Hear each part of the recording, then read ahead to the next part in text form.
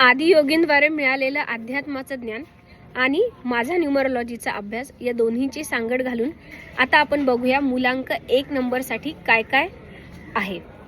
मूलांक 1 नंबरवाल्यांची पहिली सगळ्यात महत्त्वाची स्ट्रेंथ म्हणजे त्यांच्याकडे असणारी ऊर्जा, कारण ग्रहांचा राजा सूर्य, या सूर्याद्वारे तुम्ही प्रभावित होत असता। मग ग्रहांचा राजा सूर्य आणि देवांचा राजा महादेव, असा दोन्हींचीही कृपा तुमच्यावर राहावी यासाठी तुम्ही महादेवाच्या ईशान या रूपाशी स्वतःला कनेक्ट करायचं आहे। कारण ईशान किंवा ईश या शब्दाचा अर्थ होतो ब्रह्मांडाच्या उत्पत्तीचा स्रोत किंवा सृष्टीचा जे मूळ स्वरूप आहे त्याला ईश असं म्हटलं जातं। मग सृष्टीचा मूळ सोर्स काय आहे तर तीही एक प्रकारची ऊर्जाच आहे, म्हणून तुम्ही या ईशान रूपाशी स्वतःला कनेक्ट करायचं आहे।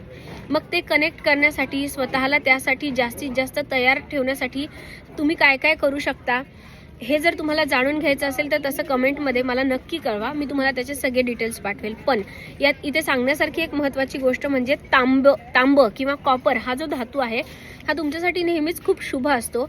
त्याचा वापर कसा करायचा तेही मी तुम्ही मला विचारल्यावर नक्कीच कमेंटमध्ये सांगेल।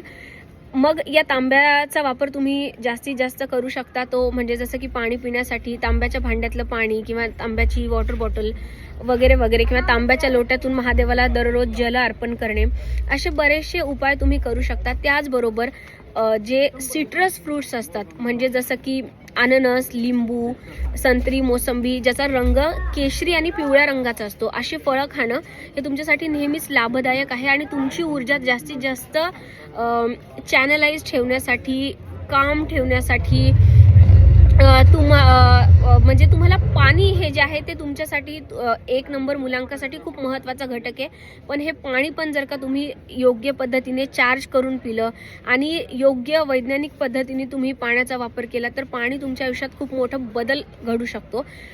हे सगळं मी माझ्या न्यूमरोलॉजी कन्सल्टेशनमध्ये ऑब्वियसली सांगतच असते, पण इथे सांगण्यासारखा महत्त्वाचा मुद्दा हा की या महाशिवरात्रीला तुम्ही महादेवाच्या ईशान रूपाशी स्वतःला कनेक्ट करा आणि या रूपासोबत कनेक्ट राहून महादेवाला नियमित अशी प्रार्थना करा की तुमच्यामध्ये जी अतिप्रचंड ऊर्जा सूर्यग्रहाच्या कृपेने तुम्हाला लाभलेली आहे तिचा वापर स्वतःच्या वेलबिंगसाठी, स्वतःचे सगळे मोठे मोठे स्वप्न, महत्त्वाकांक्षा पूर्ण करण्यासाठी मला ती ऊर्जा माझी स्थिर होऊ द्या, संतुलित होऊ द्या, अशी प्रार्थना जरूर करा।